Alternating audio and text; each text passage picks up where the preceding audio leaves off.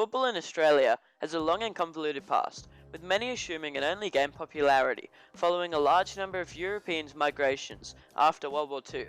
However, professional football matches have been dated back to 1875 in Goodna between Brisbane Football Club and the inmates of Woogaroo Lunatic Asylum.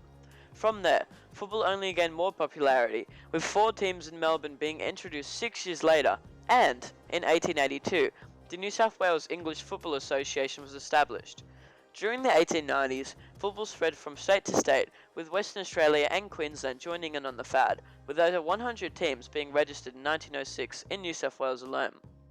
Throughout the 1900s, the ASA went international, versing teams in the Czechoslovakia to China, India to New Caledonia, with football's popularity skyrocketing in the 1970s, where the name Socceroos was attributed to the Australian men's team, as well as competing in the World Cup and introducing the Australian women's team overseas. In 2003, the Australian Football Federation is formed, and in 2006, Australia made the round of 16s in the World Cup, with the 2006 squad being regarded as the best Socceroos team.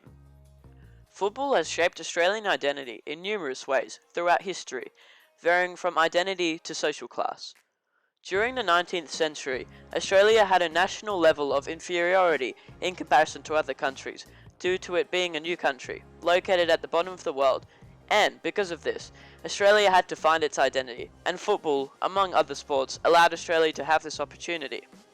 A great example of how football has shaped Australia's sporting identity was through the 2006 World Cup, where the Socceroos made it all the way to the quarterfinals, allowing other countries to become aware of Australia's heart and how Australians don't quit until the whistle blows.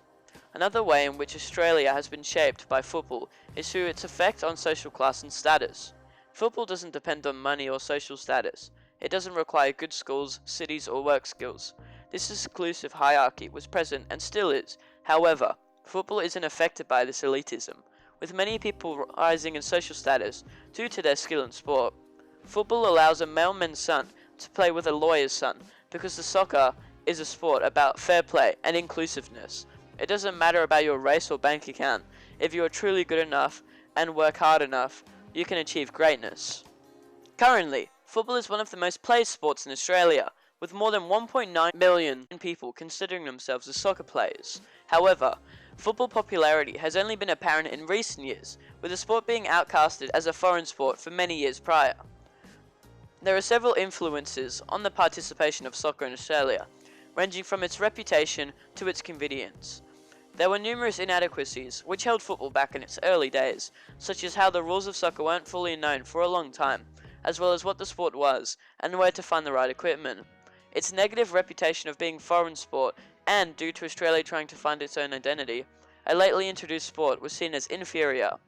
Funding to the sport affected the number of teams, matches, fields, and facilities, which then affected participation, with the persona of masculinity for the sport also deterring women from playing. Up until recently, Australia's soccer's media coverage, in comparison to other sports like rugby and AFL, is subordinate, which could be linked to several factors, such as its connections to post-World War II immigration, or its un-Australian reputation, which meant fewer people participated in the sport. However, as of the last 10 years or so, football is widely renowned as one of Australia's most popular sports, which the media has contributed largely since the rise in fame. Another claim to its increase in media coverage could be due to the rise of football teams in Australia, and with its increase in teams, there is an increase in attention as well, which significantly escalated during the early 2000s, with the introduction of the A-League in 2004 bringing a side of professionalism to the game. I believe that the best way to increase the number of people participating in football is through numerous ways, with the most significant ideas including introducing the sport to children at a young age, which allows them to make a decision whether or not they want to play the sport, and where they can develop their love for a much longer time, which can be done through soccer programs, visiting preschools and primary schools, introducing children to the sport in a fun and active way.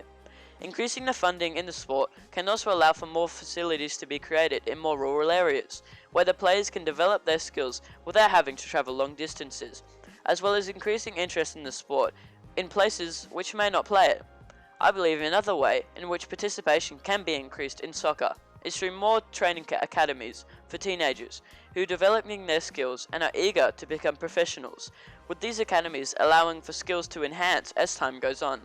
If funding is increased in football, I strongly believe that Australia could be considered as a soccer nation, among other sports. In conclusion, football is an Australian sport which has been played for hundreds of years, spanning back to the 19th century, which doesn't depend upon how much money you own or what your race is. Football is about fair play and inclusiveness. Football is about passion and love for sport. Football is about trust and friendship. It doesn't matter where you work or where you live, but your attitude matters, your hard work matters, and your skill matters. It is a physically demanding sport, allowing for a healthy and fit community, and it is an Australian sport, with it being arguably the most popular sport in the world. Soccer shows us that if you are good enough, you will succeed.